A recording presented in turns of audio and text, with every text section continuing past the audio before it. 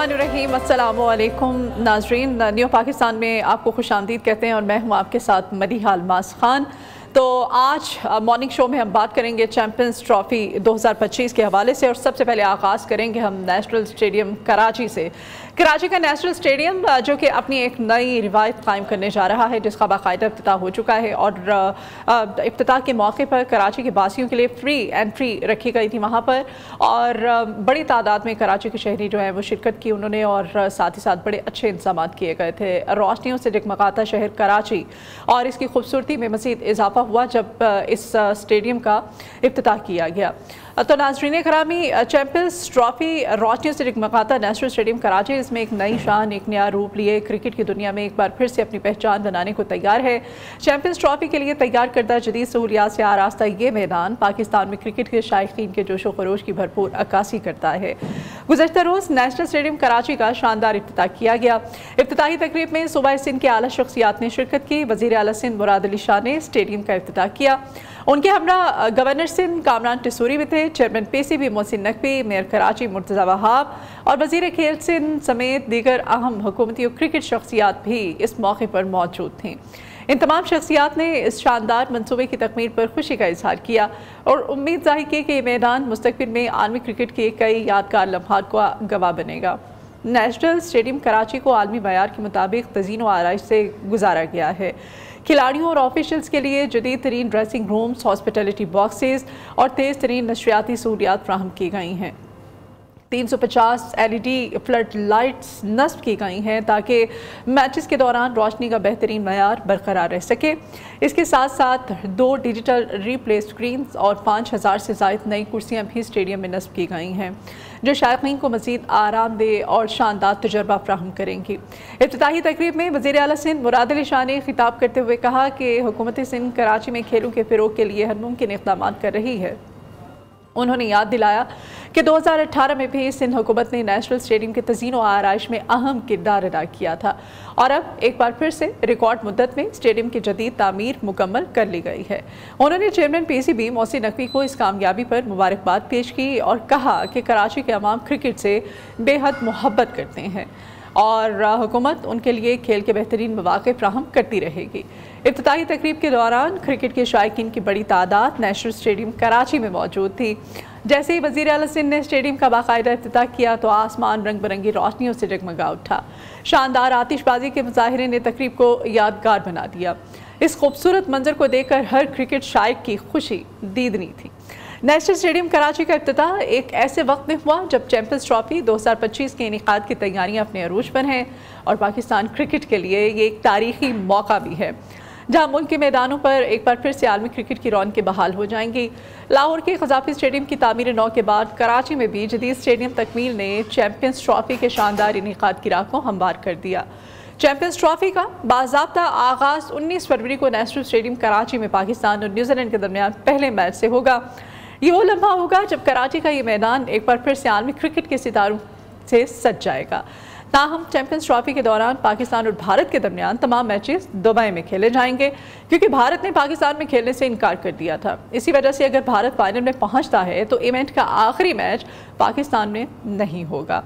National stadium Karachi की तामीर नौ न सिर्फ क्रिकेट के शायकीन के लिए खुशखबरी है, बल्कि पाकिस्तान में बैनुल-अक़वामी क्रिकेट के मुस्तकिल इनेकाद के लिए भी एक मुस्बत पेशरफ्त है। कराची जो हमेशा से क्रिकेट का एक बड़ा मरकज़ रहा है, अब पहले से ज़्यादा जदीद और बेहतरीन सहूलियात के साथ साथ दुनिया भर के खिलाड़ियों और शायकीन का इस्तकबाल करने के लिए तैयार है। ये इफ्तिताह, ये जश्न, ये जोश व जज्बा इस बात का सबूत है कि पाकिस्तान में क्रिकेट का जुनून कभी कम नहीं हो सकता।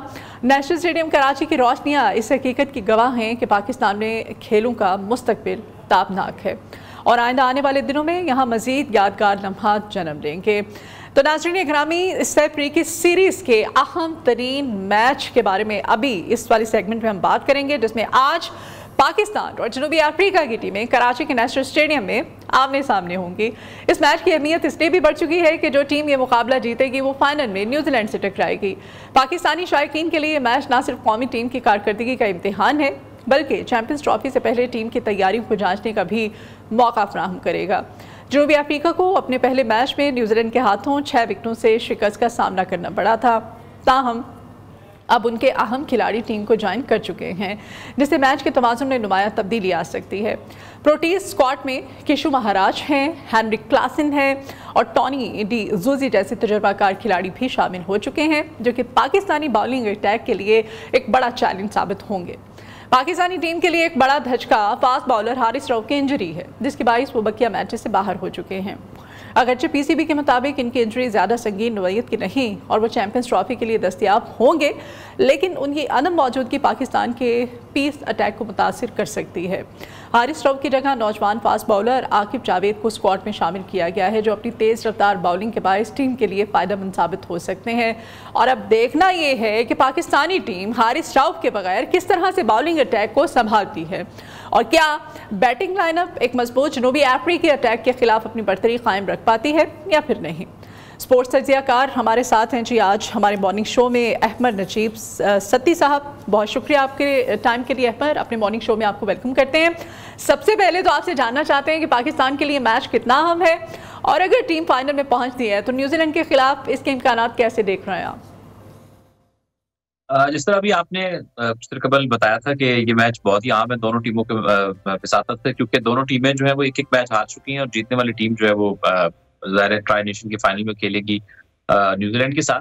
तो ये मैच बहुत इंपॉर्टेंट है और पाकिस्तान क्योंकि हमेशा की तरह हर आईसीसी इवेंट से पहले पाकिस्तान एक पैनिक में है, केओस में है अपने फैसलों से, अपनी जो इंजरी के मसाइल हैं, जितने भी इशूज हैं उसको लेके। तो मेरा ख्याल है कि आज आप पाकिस्तान को पॉजिटिव अप्रोच के साथ मैदान में आना चाहिए, थोड़ी पॉजिटिव क्रिकेट खेलनी चाहिए। तो थोड़ी घुटी थोड़ी दबी क्रिकेट खेली पहले मैच के अंदर, तो आई होप आज कोई मस्बत आगाज होगा पाकिस्तान। ठीक है। अच्छा अहमद, ये भी बताइएगा जनूबी अफ्रीका के तजुर्बाकार खिलाड़ियों की वापसी के बाद क्या पाकिस्तान के लिए आज का ये मैच जीतना जो है वो मुश्किल हो जाएगा? अच्छा, अभी भी अगर आप देखें जनूबी अफ्रीका का पूरी टीम नहीं है, हाल कुछ सिर्फ नाम आए, अभी उनके बहुत सारे मेन जो प्लेयर है वो नहीं है।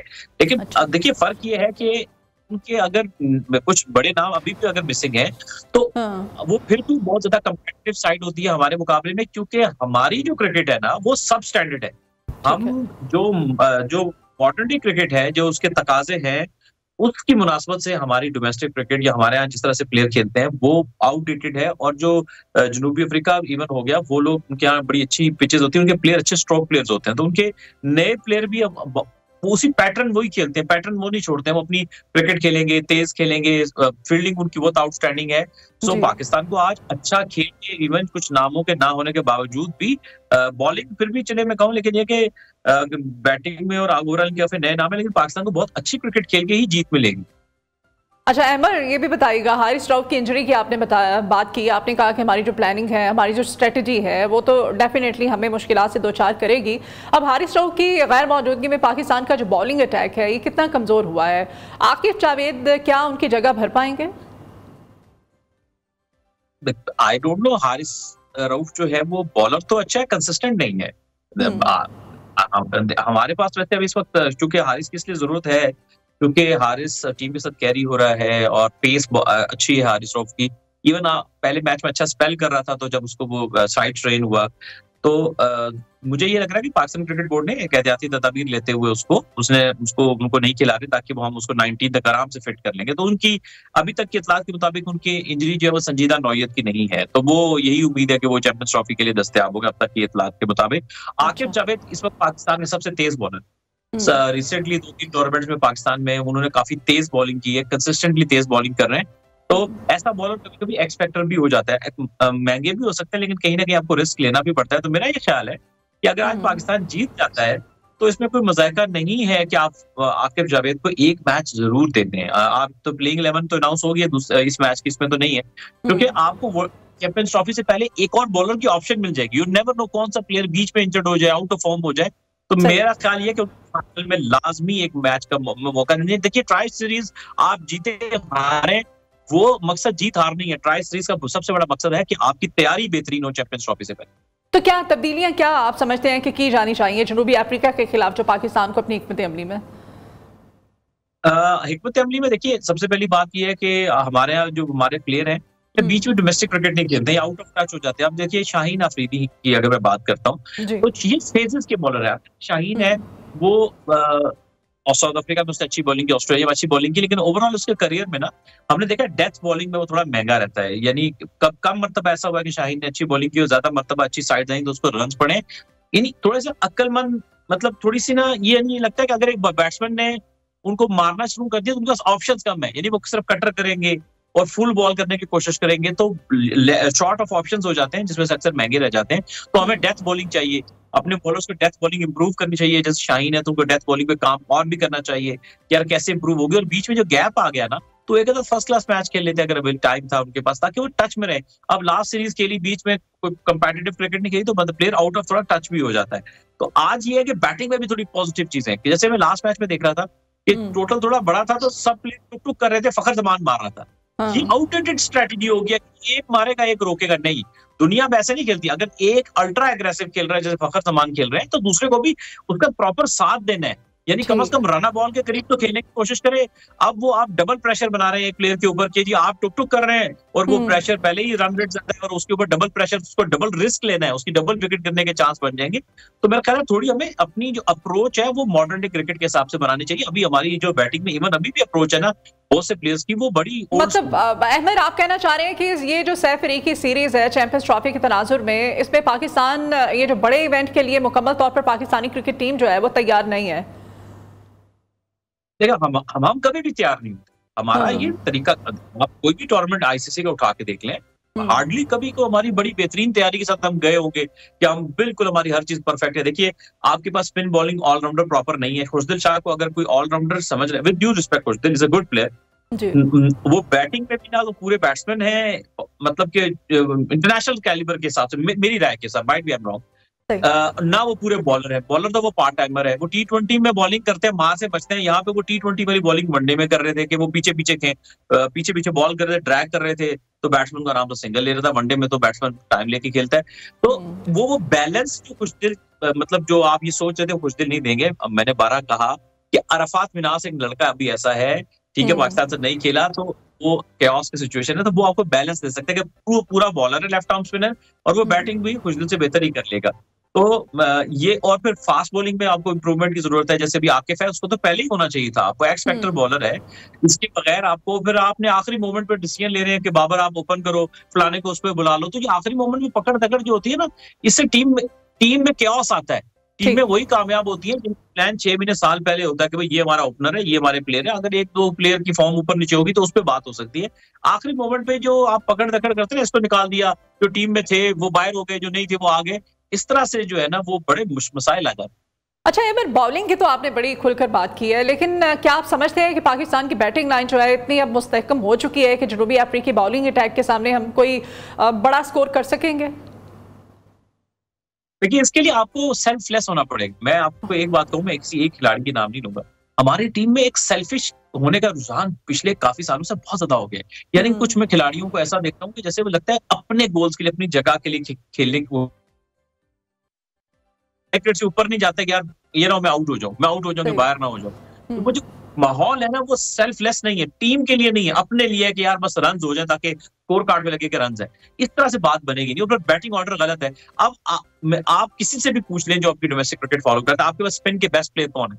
Tayyab Tahir, outstanding spin player, उसको आप छठे, आज भी आपने बैटिंग ऑर्डर पे उसको छठे नंबर पे रखा हुआ है। बड़ा, स्पेशली जब आपने बड़ा टोटल चेस करना है। मैं आज आपके प्रोग्राम में आपके प्रोग्राम में दावा कर रहा हूँ, जी आप चैंपियंस ट्रॉफी में पाकिस्तानी कंडीशंस में तैयब ताहिर जो है वो बहुत अच्छा प्लेयर है स्पिन का। आप नंबर 4 रिजवान कुर्बानी दें, देखिए बड़े प्लेयर कुर्बानी देते हैं, रिजवान कुर्बानी देके इधर अपना नंबर 5 करें, तैयब ताहिर को नंबर 4 पे भेजें, आप देखिएगा वो क्या इम्पैक्ट कराएगा आपको। सऊद शकील लगता है ऐसा है कि बाबर अगर ओपन करेंगे तो 3 पे खेलेंगे, तो आपके बेस्ट स्पिन प्लेयर जो है वो ऊपर होने चाहिए। और वो पेस पे भी बिल्कुल ठीक है हमारी कंडीशंस में, एक्स्ट्रा बाउंस जहां होगा वहां प्रॉब्लम है, तो यहाँ पे अभी कोई ऐसी सिचुएशन है नहीं है। तो ये थोड़ी सी अपनी बैटिंग ऑर्डर को भी आपको ऑप्टिमाइज करने की जरूरत है, मेरे हिसाब से अब तक नहीं। ठीक है अमर, ये टीम बामा की कप्तानी में जनूबी अफ्रीका की जो टीम है न्यूजीलैंड के खिलाफ जिद्दोजहद करती नजर आई, क्या पाकिस्तान के लिए भी ये फायदेमंद साबित हो सकता है? मैं सॉरी, आपका सवाल नहीं समझ सका। मैं आपसे ये जानना चाहती हूँ कि पाकिस्तान की बैटिंग लाइन के बारे में तो आपने बताया, अगर हम टीम मामा की कप्तानी की बात करें जनूबी अफ्रीका की न्यूजीलैंड के खिलाफ जो जिद्दोजहद करती नजर आई है, आप समझते हैं कि पाकिस्तान के लिए भी फायदेमंद होगा इसी तरह की स्ट्रेटेजी? अच्छा, जी, टेम्बा बवूमा जो है वो ये एक अच्छे कप्तान में से साबित हुए हैं। जब हम्म। से ये कप्तान बने हैं, इनकी अपनी परफॉर्मेंस काफ़ी बेहतर हो गई है इंटरनेशनल क्रिकेट में और साउथ अफ्रीका के लिए भी। बहरहाल जी। साउथ अफ्रीका एक एक्साइटिंग ब्रांड ऑफ क्रिकेट खेलती है हमेशा से। इनके पास फास्ट बॉलर एक्साइटिंग होते हैं। इनके पास बैट्समैन बड़े अच्छे आते हैं क्योंकि उनकी पिचेस ट्रू होती है ना, तो इनके यहाँ अच्छे स्ट्रोक प्लेयर आते हैं हमेशा से। फास्ट बॉलिंग और अपनी हम्म। बैटिंग ही की वजह से जाने जाते हैं। बल्कि इनके पास 2 अच्छे स्पिनर भी हैं, तबरेज़ शम्सी भी हैं, केशव महाराज, दोनों बाएँ हाथ से बॉलिंग करते हैं। एक लेफ्ट आर्म स्पिनर है, एक लेफ्ट आर्म लेग स्पिनर है। जी। तो मुझे ऐसा लगता है कि ये पाकिस्तान को टफ टाइम देंगे क्योंकि ये अच्छी टैलेंटेड साइड है। ठीक है, पाकिस्तान के स्पिनर्स की अगर बात करें तो अहमद क्या समझते हैं आपके स्पिनर्स का जो किरदार है इस मैच में वो कैसा है, खासतौर पे जब जनूबी अफ्रीकी खिलाड़ी स्पिन बॉलिंग के खिलाफ मुश्किलात का शिकार नजर आते हैं, तो ऐसे में किस तरह से देख रहे हैं आप इनको? अच्छा, स्पिन बॉलिंग का ऐसा है कि दूसरी इनिंग्स में जाके ना थोड़ा-सा स्पिन का अमल दखल ज़्यादा हो जाता है, जिस क्योंकि पहली पहली इनिंग्स में पिच इस्तेमाल हो जाती है ना, तो उसके बाद जाके सेकंड इनिंग्स में लास्ट टाइम हमने न्यूजीलैंड के खिलाफ देखा था कि थोड़ा ज़्यादा बहुत ज़्यादा स्पिन तो नहीं हो रहा था, लेकिन थोड़ा बहुत बॉल ग्रिप होना स्टार्ट हो गया हम्म। था। स्पिन में पाकिस्तान के पास ज़ाहिर है we are short of spinners. ये गलती पहले भी करते रहे। आई डोंट नो ये क्यों नहीं सोचा गया जब कॉम्बिनेशन बना रहे थे कि एक स्पिनर के साथ कोई टीम प्रॉपर नहीं जा रही। अब साउथ अफ्रीका के पास देख लीजिए 2 प्रॉपर स्पिनर है, तबरेज़ शम्सी भी है और केशव महाराज भी है। हमने क्या सोच के एक स्पिनर अबरार सिर्फ रखा है और बाकी ऑलराउंडर या पार्ट टाइमर रखे हुए हैं, ये बात समझ नहीं आ रही। तो आपको किसी भी हाल में जो है वो एक स्पिनर और चाहिए, चाहे तो आप ऑलराउंडर लें, अरफात बिनास या सुफियान मुकीम की बात चल रही है कि वो शामिल हो सकते हैं, लेकिन एक स्पिनर के साथ बनेगी नहीं क्योंकि आपका बैलेंस खराब होता है ना। तो अभी आप क्या एडवांटेज उठाएंगे? एक तरफ से अबरार लास्ट में भी अच्छी बॉलिंग कर रहा था, दूसरी तरफ से खुशदिल रन्स लीक कर रहा था, तो बात बनती नहीं है। हमेशा बॉलिंग पेयर्स में होती है, तो आपको एक स्पिनर हर हाल में चाहिए जो स्पिन डिपार्टमेंट को मजबूत करने। ठीक है। अच्छा अहमद, ये भी बताइएगा सैफ अली की सीरीज के फॉर्मेट में किसी किस्म की बेहतरी की ज़रूरत आप महसूस कर रहे हैं इस वक्त, या ये क्रिकेट टीमों के लिए मुफीद साबित हो रही है? ये पहले ज्यादा होती थी सैफ अली की, मतलब हम अपनी बात करें तो हम खेला करते थे किसी जमाने में ज्यादा सैफ अली की सीरीज। अब होता क्या है कि अब नेशनल लेवल पे इतनी स्केड्यूल मसरूफ हो गया है, प्लेयर की दस्तयाबी का मसाइल होते हैं, टीमों के इंटरनेशनल स्केड्यूल्स हैं, लीग्स आ गई हैं, जिसकी वजह से अब ये जरा दम तोड़ता नजर आ रहा है। खासतौर पे हमने तो बहुत ही वक्त के बाद जो है सैफ अली की सीरीज खेली, अच्छी है थोड़ी। एक तीन टीमों का आपस में कंपटीशन हो जाता है, आपको फायदा हो जाता है। और पाकिस्तान के तनाजुर में ये सैफ अली की सीरीज रखना बहुत अहम था। ये बहुत अच्छा इकदाम था कि आप चैंपियंस ट्रॉफी से पहले थोड़ा सा आपको एक इंटरनेशनल मैचेस 50 ओवर की, लेकिन ये आइडियल तब होता कि जब आप जो हमने 6 महीने पहले 2 वनडे के टूर्नामेंट ऊपर तले करा दिया, अगर वो टूर्नामेंट अभी चैंपियंस ट्रॉफी के पहले होते हमारे डोमेस्टिक के, तो आपको ये कौन से प्लेयर इन फॉर्म है, कौन से प्लेयर ज्यादा अच्छे रिदम में है। मुझे वो 6 महीने पहले या 5 महीने पहले करा के समझ नहीं आई। इस वक्त आपकी फर्स्ट क्लास क्रिकेट हो रही है, तो वो सेंस की समझ है कि क्या सोच के कराई। अगर वो कराई होती तो शायद सैफ अली की सीरीज में इस वक्त आपकी बेहतर पोजीशन में होता है कि किन खिलाड़ियों को आपको रखना चाहिए स्क्वाड में चैंपियंस ट्रॉफी की। अच्छा, कल के मैच की अगर बात करें अहमद, तो कल के मैच में फेवरेट किसको समझ रहे हैं आप, और पाकिस्तान के जीतने के क्या इम्कानात हैं? आज का जो मैच है, आज जो कराची में मैच खेला जा रहा है। जी बजाय तो आपको ऑन पेपर तो पाकिस्तान को कहना चाहिए, लेकिन वैसे ऑन पेपर दिल से आपको ये लगेगा कि ऐसा होम साइड जो है वो पाकिस्तान, लेकिन हम इतनी कमजोर क्रिकेट के, अब ये नहीं कि तो पाकिस्तान नहीं जीत सकते, ऐसी बात नहीं है। मैं फेवरेट साउथ अफ्रीका को कहूंगा क्योंकि साउथ अफ्रीका जो है वो फ्रेश नेम्स हैं, अच्छे ब्रांड ऑफ क्रिकेट खेलती है। पाकिस्तान मुझे लगता है हार्ड आएगा। ये हो सकता है पाकिस्तान ये मैच जीत जाए क्योंकि पाकिस्तान हार्ड आएगा, लेकिन साउथ अफ्रीका को मैं इसलिए फेवरेट कह रहा हूँ कि south Africa exciting brand of cricket खेल रहा है, लेकिन ये कि पाकिस्तान ये मैच जो है वो जीतने की भरपूर कोशिश करेगा क्योंकि ये प्रेशर बहुत है इस मैच को जीतने का पाकिस्तान पे, जिस तरह पहला मैच पाकिस्तान हारा है 1 साइड।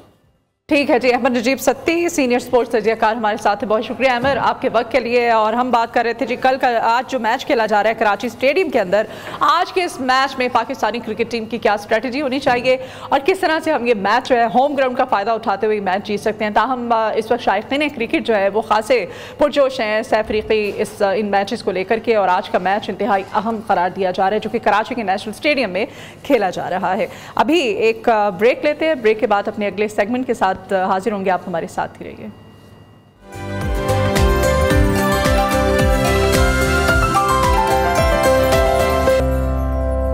वेलकम बैक नाज़रीन, और अभी हम एक अहम मौजू पर बात करने जा रहे हैं, एक ऐसा अहम मौजू जो हज़ारों मासूम जानों से जुड़ा हुआ है।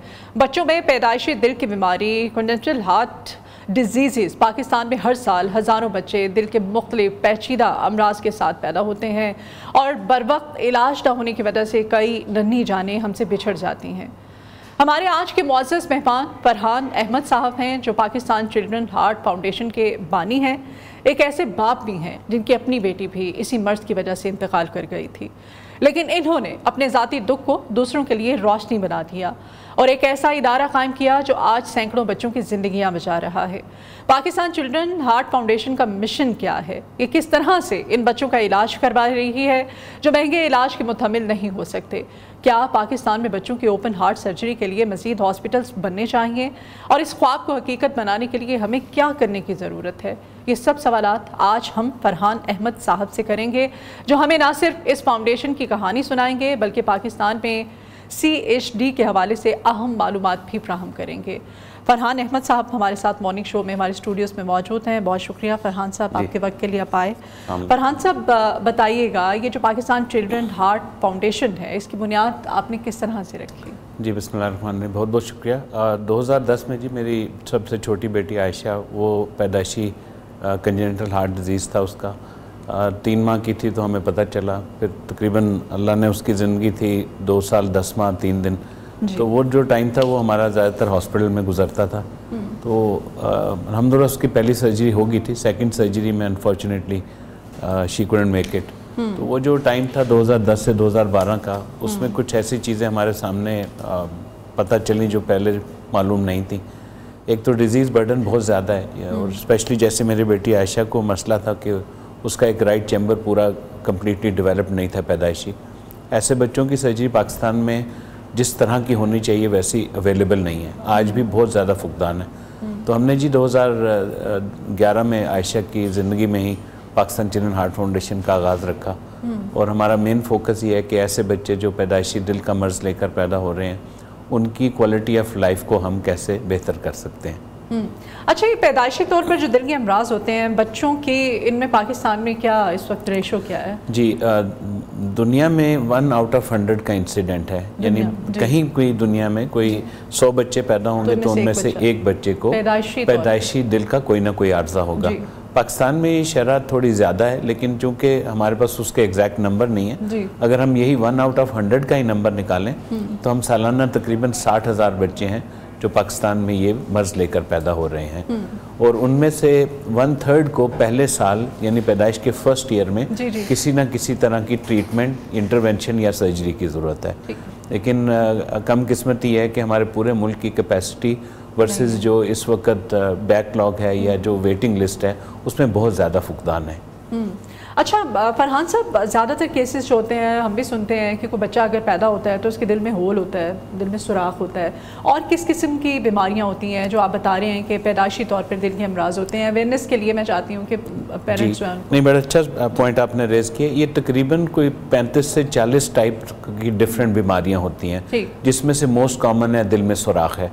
कुछ सुराख ऊपर वाले चैम्बर में होते हैं, कुछ सुराख नीचे वाले चैम्बर में होते हैं। देखिए, इसमें जो ज़्यादा ज़रूरी बात है ना आगाही के हवाले से, वो ये है कि बच्चा पैदा हुआ है, वो नीले कलर का है, उसका मतलब पूरा ब्लड सर्कुलेशन सही नहीं हो रही, बार बार नमूनिया हो रहा है, तो इमीडिएटली फिर किसी फिजिशियन को चेक करवाना चाहिए। ठीक है फरहान साहब, ये भी बताइएगा पेशावर इंस्टीट्यूट ऑफ कार्डियोलॉजी में जो ऑपरेशन करवाए गए हैं वो क्यों ज़रूरी थे? हॉस्पिटल की OPD का इफ्तिताह जो है वो कब करने जा रहे हैं आप? जी हमारे जी 3-4 प्रोजेक्ट्स हैं, उसमें से एक प्रोजेक्ट है कैपेसिटी बिल्डिंग का, जो कि अभी अल्हम्दुलिल्लाह हम लोग लास्ट मंथ में हमने 5 दिन का एक मेडिकल मिशन किया पेशावर इंस्टीट्यूट ऑफ कार्डियोलॉजी में, और बाहर से मुल्क से 3 जो हैं वो फॉरेन प्रोफेशनल हमारे मुल्क में आए, और ऐसे प्रोसीजर जो पेशावर में आज से पहले नहीं हुए थे वो पेशावर इंस्टीट्यूट ऑफ कार्डियोलॉजी में हुए।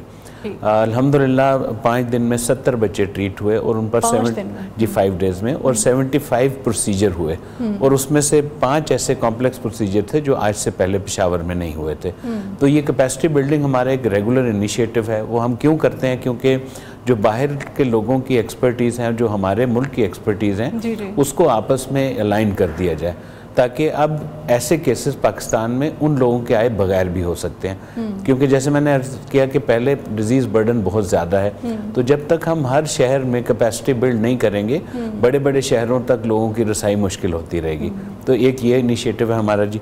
दूसरा, हम अल्लाह के फजल से बच्चों के दिल का पहला हॉस्पिटल जो है उसकी तामीर हमने 2021 में शुरू की थी। यूनिवर्सिटी ऑफ लाहौर ने हमें लैंड डोनेट कर दी थी। अच्छा। अब अल्लाह का शुक्र है उसका ग्रे स्ट्रक्चर कंप्लीट हो गया है और हमारा पहला हदफ है इंशाल्लाह कि हम अप्रैल के महीने में, मोस्ट प्रॉब्ली इंशाल्लाह 13 अप्रैल का में हम इसकी ओपीडी को पब्लिकली ओपन कर देंगे।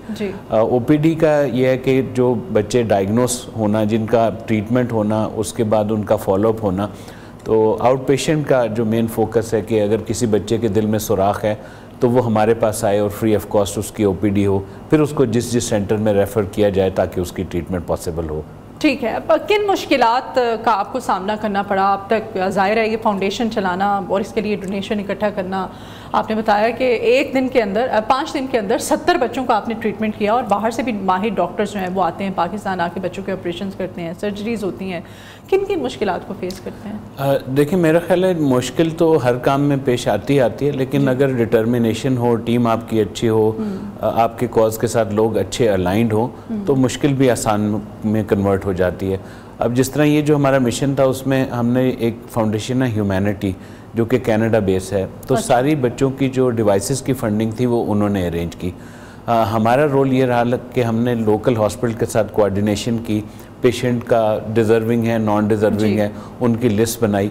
तो जहाँ तक है मुश्किलात तो वो तो साथ साथ चलती हैं, लेकिन अल्हम्दुलिल्लाह हमारा मेरे ख्याल जो पहले दिन से, जिस पर मैं अक्सर ये बात करता हूँ कि जब भी कोई खैर का काम शुरू होना तो उसमें अगर फोकस आपका हो कि अल्लाह की रज़ा के लिए आपने ये काम करना है तो उसमें अल्हम्दुलिल्लाह जी रास्ते। अच्छा, ये जो डाउन सिंड्रोम के बच्चे होते हैं, दिल के अमराज के साथ जो पैदा होते हैं, क्या ये PCHF जो है इनके लिए भी कुछ करता है? ये बड़ा अच्छा आपने पॉइंट रेज किया। मेजॉरिटी जो डाउन सिंड्रोम बच्चे हैं उनके जो कंजेनिटल हार्ट है वो भी उसकी अक्रस भी ज़्यादा होती है।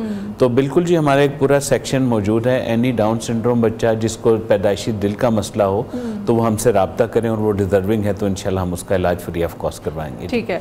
आपकी बेटी आयशा के दिल में आपने बताया कि वो बहुत छोटी थी तो उनको ये मसला हो गया था, फिर अभी वो थी तो उनकी ज़िंदगी में आपको ख्याल आया कि नहीं, आपने ऐसे जो बच्चे हैं उनके ट्रीटमेंट के लिए, उनके इलाज के लिए एक फाउंडेशन बनानी है जो कि काम करे।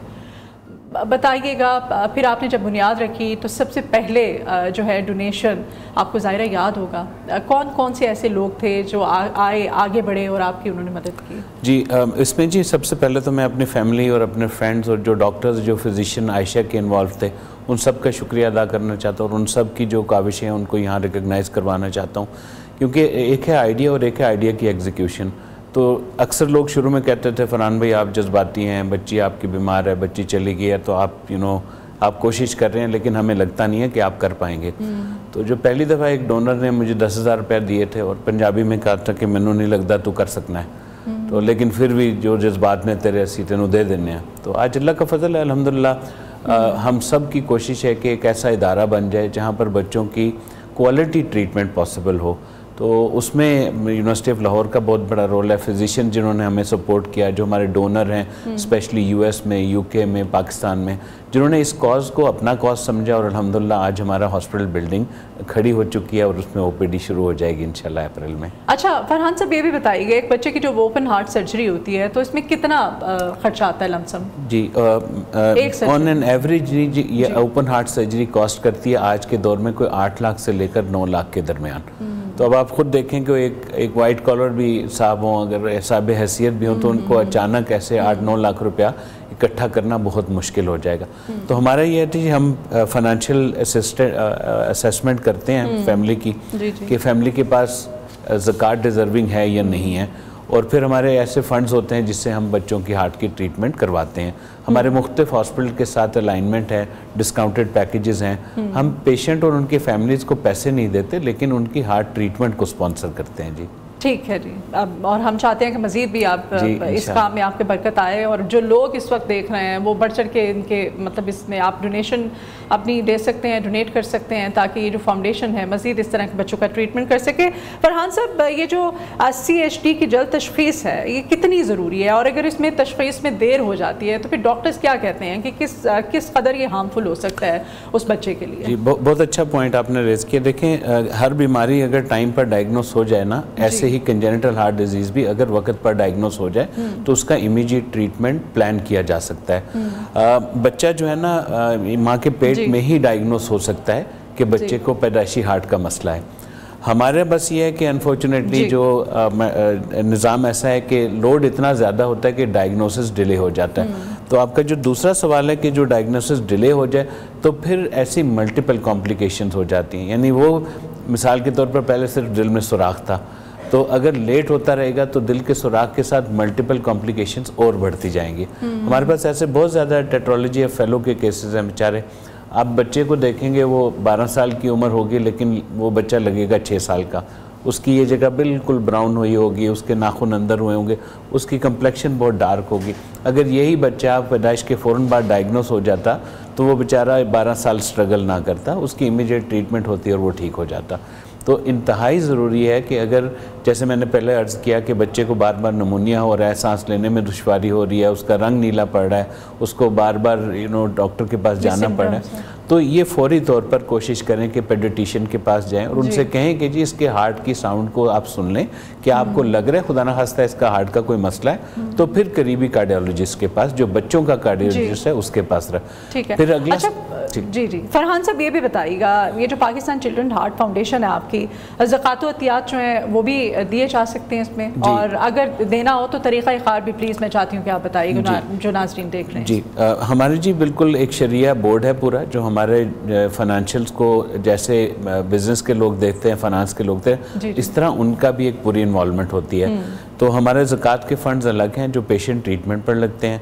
इसी तरह हमारे एक अकाउंट है जो कि हॉस्पिटल कंस्ट्रक्शन का अकाउंट है, और एक है फाउंडेशन चैरिटी का अकाउंट है। ज़कात और डोनेशन देने का बहुत सारे तरीके हैं। अगर आप गूगल पर लिखेंगे पाकिस्तान चिल्ड्रन हार्ट फाउंडेशन तो हमारी वेबसाइट आ जाएगी, वहाँ आप डेबिट कार्ड, क्रेडिट कार्ड के थ्रू, इजी पैसा, जैज़ कैश, एनीवे जो भी आप तरीका मुनासिब समझें आप उससे डोनेट कर सकते हैं। ऑनलाइन बैंकिंग सिस्टम में डोनेट कर सकते हैं।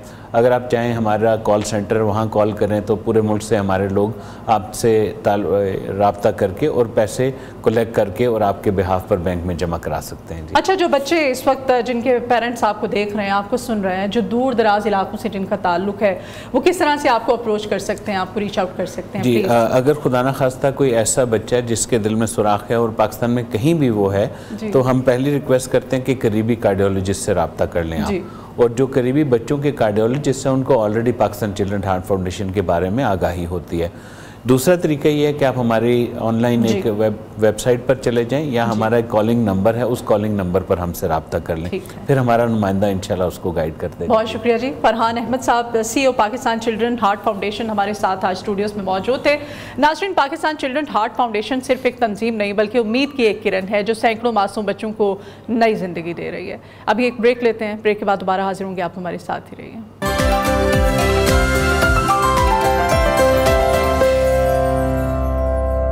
Welcome back in new Pakistan. और अभी बात करेंगे मुस्लिम लीग नून के कायद और साबिक वज़ीर आज़म मियां मोहम्मद नवाज शरीफ की जानिब से मुल्क की मुआशी और सियासी सूरत हाल पर दिए गए हालिया बयान ने एक बार फिर से सियासी मंजरनामे में एक नई बहस को जन्म दिया है। उन्होंने लाहौर में वज़ीर आला पंजाब मरियम नवाज शरीफ साहिबा के साथ होने वाली एक अहम मुलाकात में इस बात का इजहार किया है कि वज़ीर आज़म शहबाज शरीफ सख्त मेहनत कर रहे हैं और अल्लाह की बरकत से मुल्क को एक बार फिर से तरक्की की राह पर गामजन किया जा रहा है। इस मुलाकात में लाहौर डिवीजन के अरकान पंजाब असम्बली भी शरीक थे, जिन्होंने मुस्लिम लीग नून की क़यादत पर अपने एतमाद का इजहार किया। मियां मोहम्मद नवाज शरीफ का ये बयान एक ऐसे वक्त में आया है जब मुल्क में सियासी दर्जा हरारत बढ़ रहा है और मुस्लिम लीग नून की क़यादत अपने तरक्याती मंसूबों को आवाम के सामने पेश कर रही है। मुआशी मैदान में पॉलिसी रेट में कमी, महंगाई के दबाव में कुछ हद तक कमी और पंजाब में तरक्याती मंसूबों की रफ्तार को मुस्लिम लीग नून की हुकूमत अपनी कामयाबी करार दे रही है, जबकि दूसरी जानिब अपोजिशन जमातें इस बयानी को चैलेंज कर रही हैं और इन इक़दामात को महज नुमाइशी करार दिया जा रहा है। सियासी तजियाकारों का मानना है कि नवाज शरीफ की जानिब से बार बार इस बात पर जोर देना कि अगर उनकी हुकूमत को डीरेल ना किया जाता तो आज पाकिस्तान मजीद तरक्की याफ्ता होता, दरअसल उनकी इस सियासी हिकमत अमली का हिस्सा है जिसमें वो आवाम को अपनी माजी की हुकूमतों की कारकर्दगी याद दिलाकर मुस्तकबिल में मजीद मौक़े हासिल करना चाहते हैं। इसके साथ साथ ये बयानिया 2024 के आम इंतखाबात के लिए भी एक अहम हिकमत अमली साबित हो सकता है।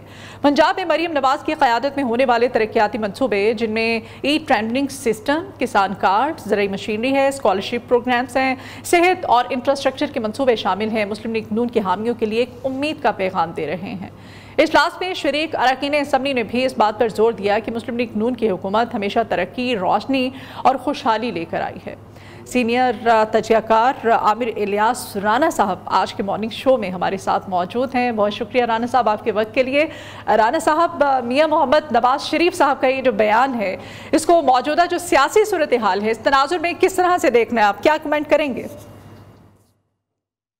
देखें, नवाज शरीफ साहब जो आ रहे हैं मरियम नवाज के साथ, बुनियादी तौर पे जब से वो वजीर आला बनी हैं वो उन्हीं के साथ मीटिंग्स में नजर आए हैं, चाहे वो मरी में हो, चाहे वो लाहौर में हो, और अब जैसे वो अरकान असम्बली के साथ मीटिंग्स कर रहे हैं, तो शायद तीसरा ग्रुप उनसे मिला है ये डिविजन्स का। तो कुछ लोगों ने इसे ताबीर किया कि नवाज शरीफ साहब शायद दोबारा मुतहरिक हो रहे हैं। तो मेरे ख्याल में वो जाहिर है कि अपनी सियासी विरासत मरियम नवाज को मुंतकिल कर चुके हैं, और ये उसी चीज का हिस्सा है कि मरियम नवाज ने ही मुस्तकबिल में PMLN को लीड करना है। शहबाज शरीफ जाहिर है उनके भाई हैं, और उनकी आशीर्वाद से ही तो वो वजीर आजम बने हैं दूसरी दफा भी।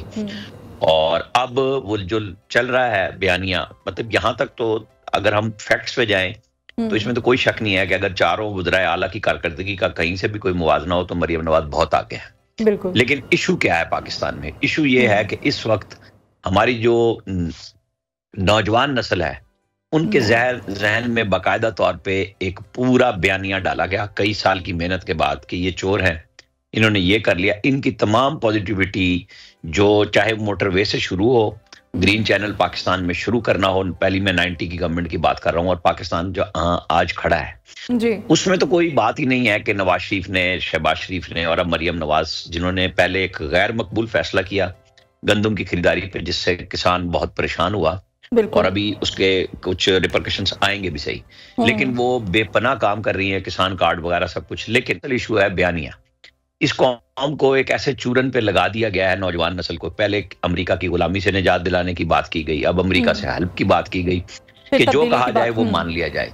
तो एक मौसर बयानिया PMLN लैक कर रही है सोशल मीडिया के ऊपर, जो बहुत जरूरी है। जो पॉजिटिविटी कर रही है इसके साथ एक प्रॉपर बयानिया, वो मुझे अभी तक तो उसका फुकदान। और CM साहिबा जो है राना साहब, वो यूथ को टारगेट कर रही हैं, और बड़ी अच्छी बात है। यूथ की जिस तरह से, जिस हुकूमत का आप जिक्र कर रहे हैं, गुज़श्ता दौर में जिस तरह से ब्रेन वॉशिंग की गई थी और यूथ को अपने साथ मिलाया गया था, अब मरियम नवाज शरीफ साहिबा जो है अब बड़े अच्छे तरीके से यूथ के लिए काम भी कर रही हैं। स्कॉलरशिप्स, लैपटॉप्स और दीगर मनसूबे हैं, लोन दिए जा रहे हैं नौजवानों को आसानी के साथ, पर बड़े काम किया जा रहा है। देखें, ये ऐसा नहीं है कि ये सिर्फ कोई उस हुकूमत की बात हो रही है। ये 2010 से शुरू हुआ, और 11 में अक्टूबर में जब लाहौर में मीनार पाकिस्तान में इमरान खान का जलसा करवाया गया, वहां से लेके और अब तक एक पूरी आबियारी की गई, 5th जनरेशन वार के नाम पे, कभी किसी चीज के नाम पे, और लोगों को मुतनफर किया गया पाकिस्तान के सियासतदानों के साथ कि ये सारे लोग गलत हैं। हालांकि फिर जब हुकूमत मिली इमरान खान साहब को KP में पहली दफा, और फिर मरकज में 38 महीने की हुकूमत में वो अपनी तमाम तर जो थी वो खो चुके हुए थे, और अदम एतमाद में PTI के लोग क्यों छोड़ रहे थे कि उनको पता था कि हम हार जाएंगे इलेक्शन, तो वो PMLN के टिकट्स की सिर्फ यकीन दहानी पे अपनी पार्टी को छोड़ के आने के लिए तैयार हो गए थे। लेकिन उसके बाद जिस तरीके से पाकिस्तान के अंदर, स्टेट के अंदर, विद इन द स्टेट बनाई गई कि एक तरफ अदम एतमाद लाया गया और जनरल बाजवा लग गए अपनी एक्सटेंशन के चक्कर में, और पूरी की पूरी वो जो एक मुहिम चली थी उसको दूसरे तरीके जाविये पे बदल दिया गया। अब आके बिल्कुल ठीक बात है कि शहबाज शरीफ की कोशिशों से पाकिस्तान, जब बल्कि शहबाज शरीफ कहें कि हम आपको कहें कि आर्मी चीफ और ये सारे मिलके, जाहिर है अगर डिफॉल्ट करता है तो सारा पाकिस्तान डिफॉल्ट करता है। तो सब ने जोर लगाया, और आज हम एक मुस्तहकम मईशत की तरफ शुरू हुए हैं कि हमारे कदम पाकिस्तान के बतौर मुल्क बढ़े हैं, और उसमें अब सिंध भी दौड़ रहा है। मरियम नवाज भाग रही हैं कि बिल्कुल ठीक है कि वो काम कर रही हैं लोगों के लिए, नौजवान नस्ल को उन्होंने टारगेट किया है। तो ये काम चारों सूबों में मुकाबले की सूरत में होना चाहिए ताकि आम आदमी का फायदा हो। लेकिन आप देखें कि KP गवर्नमेंट में बयानिया क्या है, वही है जो लड़ाई झगड़ा शुरू दिन से चल रहा है। वहां पे किसी ने नहीं पूछा कि भाई आपने किया क्या है, आपकी तीसरी हुकूमत आ गई है वहां पे। जैसे सिंध हुकूमत से सवाल होता है, इसी तरह ये सवाल केपी गवर्नमेंट से भी बनता है कि भाई आपने वहां बानी पीटीआई की जानिब से वहां पर तब्दीली के लिए जिस तरह से वो सदर का ओहदा वापस ले लिया गया है अली अमीन गंडापुर साहब से, जुनैद अकबर को दे दिया गया है, इसी वजह से कि सूबे के इंतजामी अमूर को बेहतर तरीके से वो चला सके, ये कहा जा रहा है। लेकिन मुस्लिम लीग नून राना साहब बार बार ये दावा करती है कि अगर उनकी हुकूमत बरकरार रहती है तो पाकिस्तान तरक्की की नई बुलंदियों को छू चुका होता। तो क्या मुआशी अदाद-ओ-शुमार इस बात की तायद करते हैं, ऐसा ही है? देखें, हम चूंकि बहुत बात कर चुके हैं, मुख्तलिफ प्रोग्राम्स में मुसलसल हो रहा है कि अगर ये इलेक्शन पहले करा देते अदम इत्मीनान की कामयाबी के फौरन बाद तो बहुत कुछ बदल सकता था। लेकिन जाहिर है जो हिस्ट्री हो गई वो तो सामने रख के अब यही है कि अब कुछ ना कुछ इस्तेकाम पाकिस्तान के हवाले से काम होना चाहिए। और वो यही है कि पाकिस्तान की जो बिल्कुल मईशत बिगड़ चुकी हुई है उसको खड़ा करने के लिए कुछ टाइम चाहिए। लेकिन यहाँ पे हर रोज जो मुजाहरे हैं सियासी जमातें करती हैं लेकिन अपनी स्टेट पे हमला नहीं करती। बस अगर ये दोनों फ्री कैन समझ लें और बातचीत का रास्ता बने कि आपने जब भी इलेक्शन कराने कराएं, लोगों को राइट होगा कि वो अपना जो चाहे जिसके हक में वोट डालें। लेकिन ये सड़कों का कुछ अरसे के लिए एक रास्ता बंद करना इस सेंस में होगा कि बातचीत के जरिए कुछ रूल्स ऑफ द गेम तय कर लिए जाएं, उसी से हमें फायदा होगा। क्योंकि अदरवाइज तो हम बड़े गड्ढे में फंसे हुए हैं इस वक्त। उससे निकालने के लिए, इस गिरदाब से निकलने के लिए बड़ी कोशिशों की जरूरत है। तो सबको बिठाना और बैठना चाहिए, क्योंकि इसके बगैर हल कोई नहीं है कि आप तड़ियां लगा के भी नहीं बिठा सकते, आप डरा के भी नहीं बिठा सकते। बातचीत का रास्ता है और गवर्नमेंट ने कोशिश की, इनको और भी करनी चाहिए। चाहे पीटीआई कुछ भी कहे, बराह रास्त राब्ता बहुत जरूरी है और उसके अंदर नहीं भी हो रहा तो मौलाना फजलुर रहमान जैसे लोग मौजूद हैं, इन्हीं के जरिए वजीर आजम को ट्राई करनी चाहिए कि बेशक रात पीटीआई की बड़ी एक वहां पे वो महमूद चकजई के यहाँ और अपोजिशन की बैठक हुई और एक स्टीयरिंग कमेटी वो बिल आखिर बनाने में कामयाब हो गए कि जिसके अंदर नेशनल एजेंडा वो तय करेंगे शायद खाकान अब्बासी की सदारत में। तो उसी कमेटी और उसी इत्तेहाद के जरिए जो बने अपोजिशन का, जो बनना भी चाहिए मेरे हिसाब किताब में, ताकि बातचीत का रास्ता तो हमवार हो, तो उसकी तरफ देखना चाहिए। मतलब आप समझते हैं कि जो ऑपोजिशन ग्रैंड अलायंस बनाया ये बेहतर है इस मौजूदा सूरत हाल में, क्योंकि मुज़ाकरात तो दूसरी तरफ से तो खत्म कर दिए गए, हुकूमत की जानिब से तो अभी भी कोशिश की जा रही थी। अगर ये जुडिशल कमीशन बनाने का कह रहे हैं तो अब हमें वक्त तो दिया जाता, जुडिशल कमीशन नहीं तो चलो कोई और रास्ता बीच का निकाल लेते, लेकिन मुज़ाकरात कंटिन्यू रहने चाहिए थे। लेकिन मौजूदा हुकूमत की अगर हम परफॉर्मेंस की बात करें तो मियाँ मोहम्मद शहबाज शरीफ साहब की पॉलिसियाँ जो हैं गुज़श्ता हुकूमतों से इनका अगर कंपेरिजन किया जाए, वाकई आप समझते हैं कोई नुमाया जो तब्दीलियाँ हैं वो ला सकी हैं? देखिए, मैं आपको बताऊं, नुमाया तब्दीलियां तो तब आती हैं जब कुछ टाइम गुजरे। अभी 1 साल हो रहा है इस गवर्नमेंट को, और जिन हालात में ज़ाहिर है पीडीएम गवर्नमेंट छोड़ के गई थी, निगरान गवर्नमेंट आई, तो पाकिस्तान के हालात तो बहुत बुरे थे। मुश्किलात सामना तय करके, जिस तरह वो बार बार कहते हैं कि हमें अपनी सियासत खोई, रियासत बचाई, इसमें तो कोई शक नहीं। लेकिन इस रियासत बचाने का असर किस पे हो रहा है? जिन लोगों पे होना चाहिए कि भाई हमने मुश्किलात में डाला पीटीआई ने खुद पाकिस्तान को, तो वो समझ रहे हैं बिल्कुल नहीं, सबको इक्तदार की पड़ी हुई है। तो अब जब आके उनको काफी तसल्ली हुई है 26 नवंबर के बाद, सवाबी का जलसा बहुत बड़ी कामयाबी नहीं थी। जो आपने बात कही कि केपी में वो कोई ना, वो बिल्कुल इमरान खान ने अपनी पॉलिसी के मुताबिक फैसला किया है कि आपस में डिवाइड एंड रूल करो, कि ये लोग, उनको खतरा हो गया था अली अमीन ज्यादा पावरफुल ना हो जाए, और उन्होंने एक ऐसे शख्स को लाया कि जो एस्टैब्लिशमेंट के साथ भी लड़ाई लड़े और उनका काम चलता रहे। अब आगे देखना होगा अभी। लेकिन ये मैं ये समझता हूं कि शहबाज शरीफ ने बहुत अच्छे अंदाज से जिसको कहते हैं ना मेहनत तरला, पूरी दुनिया के इदारों के साथ वो कर रहे हैं, जहां जाते हैं लोगों के साथ इंटरेक्शन करते हैं, इसीलिए करते हैं कि पाकिस्तान को फायदा हो। कुछ शहबाज शरीफ साहब को अपनी पॉलिसियों के ऊपर नजर रखनी पड़ेगी मुसलसल कि कहाँ कोई लैग कर रहे हैं। जितनी वो मेहनत कर रहे हैं उससे ज्यादा अब उनको ये भी चाहिए कि पूरे पाकिस्तान में विजिट करें और सारे सूबों के साथ वहां जाके बैठे बात करें, कोई करता है या नहीं करता। सिंध के शिकवे अगर आ रहे हैं पीएचडीपी पे, मेरी इत्तला के मुताबिक वो शिकवे सियासी ज्यादा है, अमली तौर पे उनको बेपनाह फंडिंग मिली है, बल्कि वो तो मुराद अली शाह तो वो फंड भी मांग रहे जो इमरान खान ने रोके थे। जाहिर है हिस्सा बकदरे जुस्सा तो वो सारे पाकिस्तान का राइट है ना कि सूबे अपने अपने हिसाब से लें। लेकिन जहां फेडरल गवर्नमेंट को चाहिए कि कुछ वो अपने इत्तेहादियों को, अपने से नाराज लोगों को मनाने के लिए कर सकती है, वो करें। इन्हें ज्यादा टाइम अब सूबों में भी गुजारना चाहिए, वहां जाके प्रोजेक्ट्स की निगरानी करनी चाहिए और जो कमी बेशी कहीं पे नजर आती है उसकी तरफ उन्हें बढ़ना चाहिए। तो पंजाब में जहाँ पर इस वक्त मुस्लिम लीग नून की हुकूमत है, यहाँ पर मरियम नवाज शरीफ साहब की क़यादत में जितने भी तरक्याती मंसूबे, आप समझते हैं कि नून लीग की जो सियासी साख है उसको मजबूत करने में हेल्पफुल हो सकते हैं? काम तो वो कर रही हैं पंजाब में, इसमें नो डाउट, लेकिन वो जिस तरह से साख है उसको बहाल कर सकेगी? देखें, वही बात कि कुछ टाइम तो चाहिए होगा। जैसे अब उन्होंने कुछ काम किया, पहले प्लान किया, फिर उसको एग्जीक्यूट किया, और अब वो जाके नौजवानों से इंटरेक्ट कर रही हैं, यूनिवर्सिटियों में बात कर रही हैं, तो कुछ डिलीवर भी तो हो रहा है ना, साथ साथ लैपटॉप दे रही हैं, कोई बाइक दे रही हैं, तो ये चीजें टाइम भी मांगती हैं। तो बिल्कुल उन्होंने अपने ऊपर प्रेशर नहीं लिया सियासी साथियों का, अपनी एमपीएस का, एमएनएस का। बहुत हद तक वो इंडिपेंडेंट काम कर रही हैं कि लोगों को, आम लोगों को सहूलत मिले, और यही पीएमएलएन की पहले भी कामयाबी थी। जैसे टीचर्स की भर्ती से लेके किसी भी चीज में जो शहबाज शरीफ ने बुनियाद रखी थी कि किसी सियासतदान का कोई दखल नहीं होगा, मेरिट पे नौकरियां देंगे और लोग खुद फैसला करें। लेकिन अब बदकिस्मती ये थी कि उस वक्त हमारी स्टेट एक दूसरी साइड पे चल रही थी, लोगों के जहन को खराब किया गया था। आज जब एक तरफ चल रहे हैं दोनों मिलके, तो तवक्को यही होनी है कि 1-2 साल और इस तरह चले कि माशी इस्तेकाम भी बढ़े और लोगों तक फ्रूट्स पहुंचे, जो बिल्कुल लोग भूल गए थे कि हुकूमतों की जिम्मेदारियां भी कुछ होती हैं, सिर्फ नारों पे लगा दिया गया। तो बेहतरी आएगी और आनी चाहिए, और आ भी रही है। अब राना साहब, आम आदमी को रिलीफ जो है वो तो बिजली की कीमतें कम होने की सूरत में मिलना चाहिए, महंगाई कम होने की सूरत में मिलना चाहिए, शेख उर्दनोश तक रसाई उनकी हो, रोजगार हो, तालीम सस्ती हो, ये सब चीजें जो है इन पे काम होना चाहिए। ये सब मिलता हुआ तो नजर नहीं आ रहा है अगर हम बात करें तो।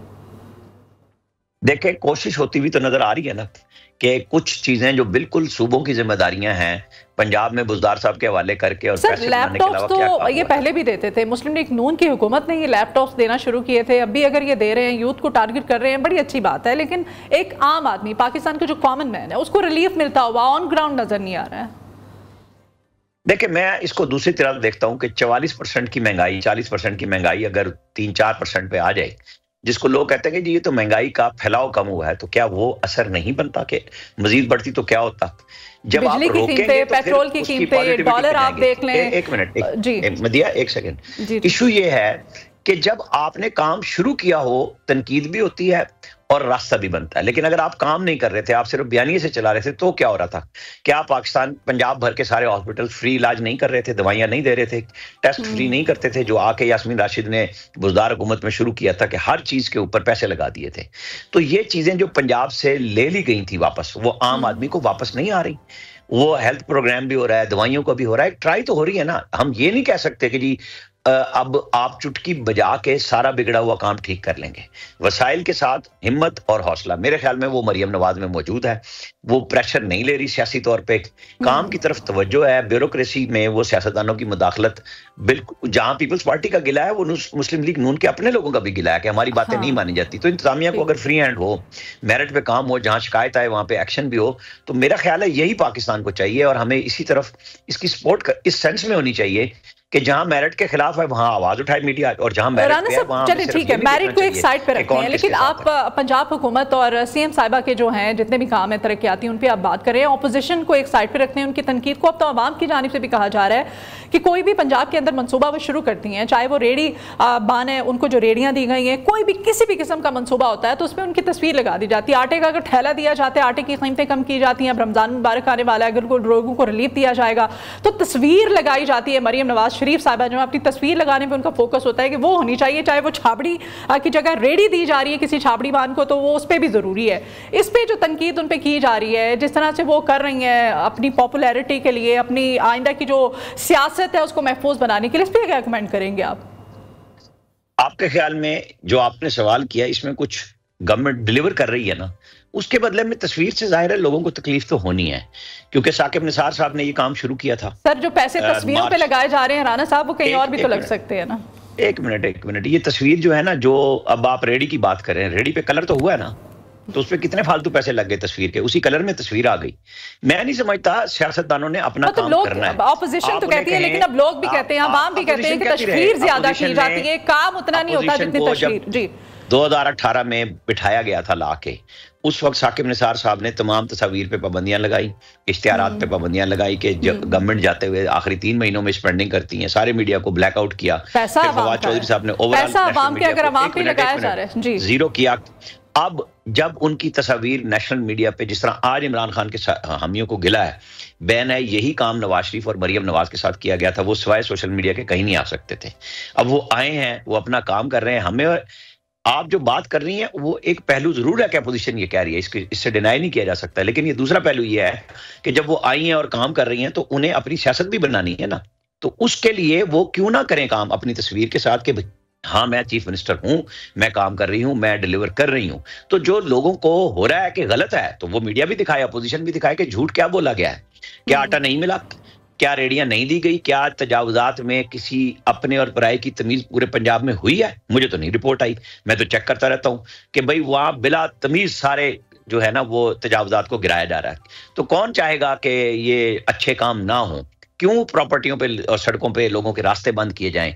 दुकानदार तंग हो रहे हैं। एक ये भी एहसास हुआ कि जी जिनका रोजगार गया है उनको फिर दूसरी जगह पे सेटल किया जाएगा। परसों ही ये बात आई कि उसके लिए भी एक प्लान बनाना शुरू कर दिया गया है कि भाई रेडियां या रास्ते खोल रहे हैं, कोई मसला आ रहा है। तो देखिए, जब आप काम करते हैं पहलू मस्बत भी आते हैं, मनफी भी आते हैं। मनफी भी आते हैं और तनकीद तो होती है। अगर मनफी पहलू आ रहा है और उसको आप चेक ही नहीं करते, वो चेक हो रहा है। भारत तरक्की की जानिब मैशत का पहिया गामजन तो है, और इसकी एक वाज़ेह मिसाल रजब तैयब उर्दवान साहब जो है उनका दौरा पाकिस्तान, इस पर भी काफ़ी ज़्यादा, इस पर दुनिया भर में इसको सराहा जा रहा है, सिफारती लिहाज से, मुआशी लिहाज से, हर तरह से। आप इस पर क्या कमेंट करेंगे कि बेहतर है इस तरह से हमारे मुल्क की सिफारती ताल्लुकात के हवाले से, तरक्की के हवाले से भी?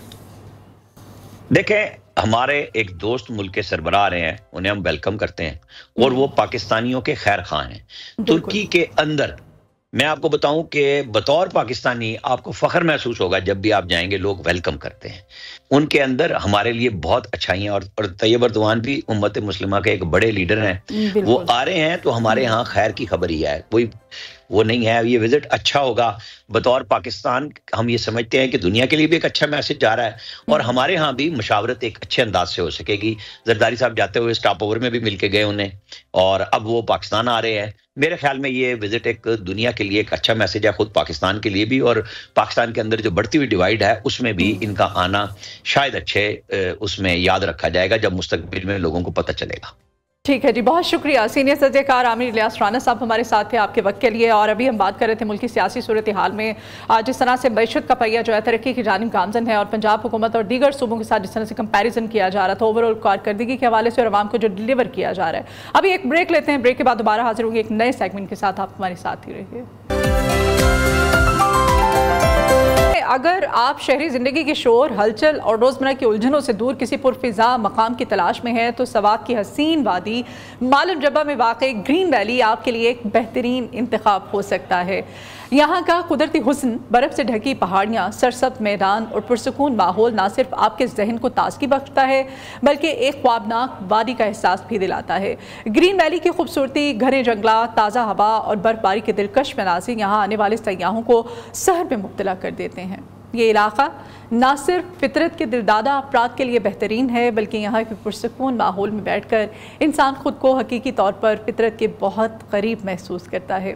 ग्रीन वैली, मालम जब्बा, सवात से हमारे नुमाइंदे हारून सिराज की रिपोर्ट देखिए। वादी मालम जब्बा की नई सियाहती मकाम ग्रीन वैली सियाहों की तवज्जो का मरकज बन गए। ग्रीन वैली की खूबसूरती में पहुंचकर आपको यूं महसूस होता है जैसे किसी ख्वाबनाक वादी में आ गए हैं। यहाँ का माहौल, घने दरख्त, खूबसूरत मौसम, हमवार सब्जाजार और पुरसकून फिजा यहाँ की खासियत हैं। ग्रीन वैली में घूमते हुए इर्द गिर्द की कुदरती खूबसूरती आपको हैरान कर देती है। ग्रीन वैली बहुत ही बेस्ट प्लेस है और अगर ये बिल्कुल नया मकाम है तो ये बहुत ही अच्छा इन्होंने बनाया है सियाहत के लिए।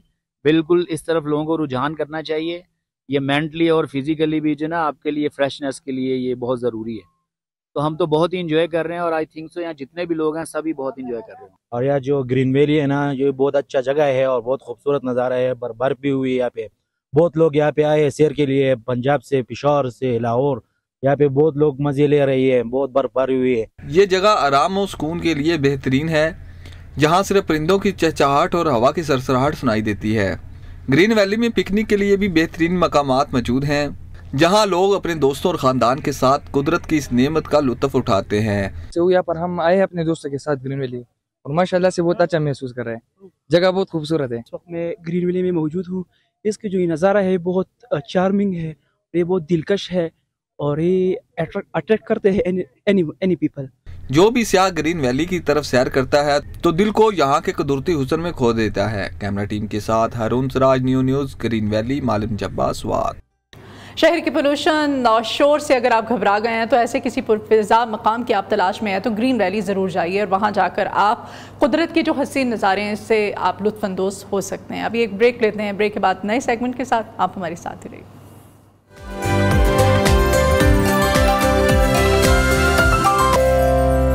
Welcome back in new Pakistan. महकमा मौसमियात पाकिस्तान की पेशगोई के मुताबिक आइंदा 24 घंटों के दौरान मुल्क के मुख्तलिफ हिस्सों में मुतफरिक मौसमी हालात देखने को मिलेंगे। बिलखसूस बालाई खैबर पख्तूनख्वा, गिलगित बल्तिस्तान, कश्मीर और मुल्हिका पहाड़ी इलाकों में मतला अबर आलूद रहने के साथ साथ चंद मकामात पर हल्की बारिश और पहाड़ों पर बर्फबारी का इम्कान जाहिर किया जा रहा है। इन इलाकों में रहने वाले शहरियों और मुसाफिरों के लिए पेशगोई अहमियत की हामिल है क्योंकि बर्फबारी के बाइस आमदोरफ्त मुतासिर हो सकती है। गुज़श्ता 24 घंटों के दौरान मुल्क के बेशतर इलाकों में मौसम सर्द और खुश रहा। ताहम बालाई खैबर पख्तूनख्वा, गिलगित बल्तिस्तान और कश्मीर के कुछ मकामात पर बारिश और बर्फबारी देखने में आई। इस्लामाबाद और खित्ता पोटोहार में भी चंद मकामात पर हल्की बारिश और बूंदाबांदी रिपोर्ट की गई है।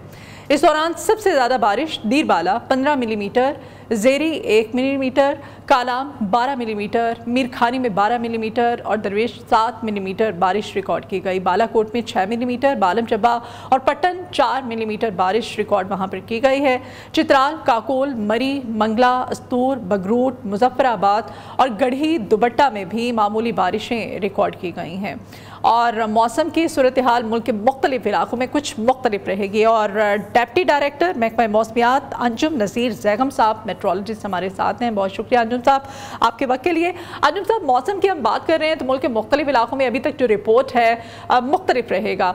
हम चाहते हैं कि आप बताइएगा, जो शहरी हैं जो विज़िट करना चाहते हैं, इन बालाई इलाकों की जानिब जाना चाहते हैं, पहाड़ी इलाकों में ख़ास तौर पर सियाहत के इससे वाबस्ता अफराद के लिए क्या कहेंगे आप कि मौसम कितना चेंज होने जा रहा है, कितना अवॉइड करना चाहिए? जी बहुत शुक्रिया आपका। आपने मैक्सिमम डिटेल तो जो मौसम हो चुका उसकी बता दी है। अगर हम आगे की पेशगोई की बात करते हैं तो ये जो मगरिबी हवाओं का सिलसिला था इसने अपना मैक्सिमम असर जो है वो पाकिस्तान के ऊपर दिखा दिया है। ताहम अभी भी जो हमारे गिलगित बल्तिस्तान का एरिया है वहाँ पर भी जैसे आपने बताया जो मतला जो है वो अबर आलूद रहने के साथ जो है पहाड़ों पर बर्फबारी और हल्की बारिश की तवक्को है।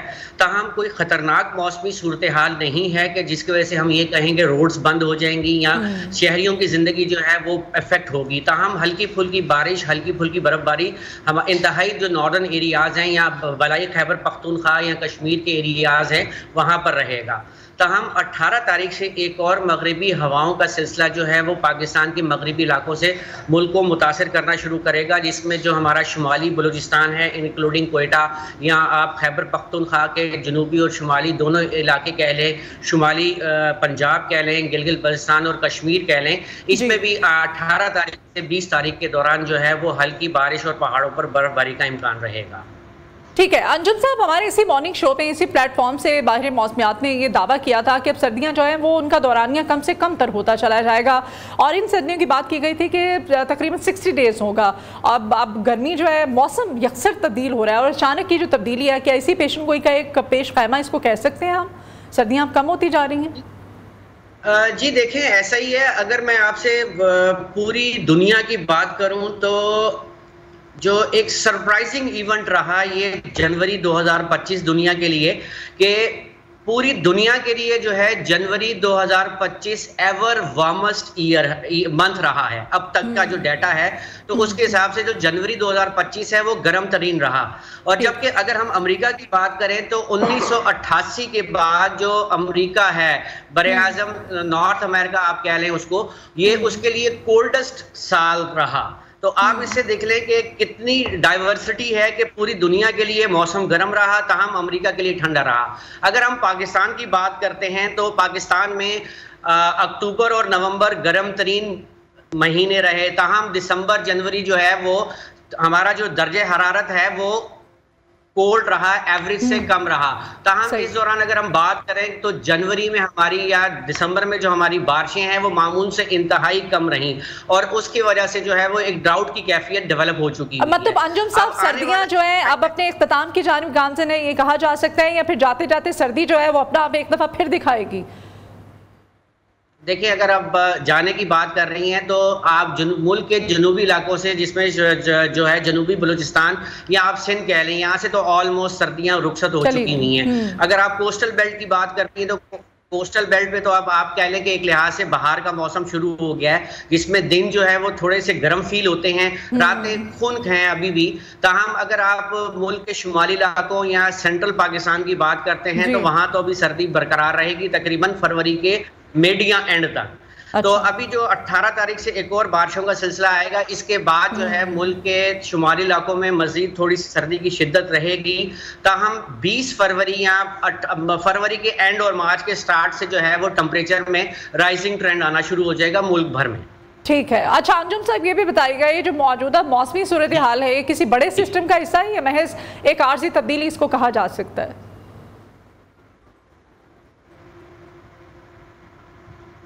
जी अंजुम साहब। डिप्टी डायरेक्टर महकमा मौसमियात हमारे साथ हैं अंजुम नज़ीर जैगम साहब, और मौसम की जो एकदम बदलती हुई है सूरत हाल है, अक्सर उस पर हम बात कर रहे हैं। तो मैं सर्दियों की बात कर रही थी, तो अंजुम साहब बताइएगा, ये जो वक्ती तब्दीली एकदम से हम देख रहे हैं, ये वक्ती इसको कहा जा सकता है, फिर आइना आने वाले जो मौसम है, सर्दियाँ हमें बस बहुत कम दिनों के लिए मिला करेंगी, जैसे दुबई का मौसम है, दीगर ममालिक में ऐसा हो रहा है, तो क्या पाकिस्तान में भी अब सर्दियाँ जो हैं महज वो 2 महीने तक होंगी, 1.5-2 महीना ज़्यादा से ज़्यादा? जी देखें, ये ऐसे ही होता जा रहा है। अब दुनिया में जो है वो गर्म मौसम या गर्मी जो है वो उसका पीरियड लॉन्ग होता जा रहा है और सर्दियां श्रिंक होती जा रही हैं। ताहम ये अब डिपेंड करता है कि जो हमारे जो एटमॉस्फेरिक सर्कुलेशंस हैं, अगर सर्दियां श्रिंक हो रही हैं तो हो सकता है कि समटाइम आपको सर्दी जो है वो बहुत ज़्यादा आपको वो शदीद मिले, लेकिन दुरानिया आहिस्ता आहिस्ता कम होता जा रहा है। ठीक है अंजुम साहब, ये जो तब्दीली है मौसम की, ज़ाहिर है गर्मी जो है आप कह रहे हैं इसका दौरानिया बढ़ेगा, ग्लेशियर्स पिघलेंगे, पानी जो है वो आएगा, फिर बारिशें जो हैं, बर्फबारी के पैटर्न में कोई तब्दीली क्या देख रहे हैं आप, क्या चेंजिंग आने वाली है मजीद? जी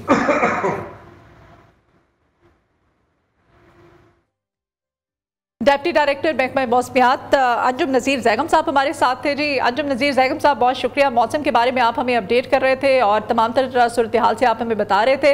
अब जी दुनिया भर की तरह पाकिस्तान में भी ऐसा होगा कि सर्दियों का जो दौरानिया है बहुत कम बताया जा रहा है। माहिरीन मौसमियात की जानिब से वो कहते हैं कि सर्दी आएगी लेकिन कम दौरानिए के लिए बहुत शिद्दत की गर्मी होगी और ज़्यादा से ज़्यादा 1.5 से 2 महीना इसका सिर्फ टाइम पीरियड होगा और उसके बाद गर्मियाँ जो हैं वो अब हम ज़्यादा अरसे के लिए देखेंगे। ये था जी क्लाइमेट चेंज की वजह से ये सारी तब्दीली दुनिया भर में रूनुमा हो रही है और इसी के पेश नज़र पाकिस्तान में भी ये तब्दीली देखने में सामने आ रही है। तो आज का मॉर्निंग शो आप भी इजाज़त दीजिए, कल फिर आपकी खिदमत में हाजिर होंगे। अपना बहुत ख्याल रखिएगा। अल्लाह हाफ़िज़।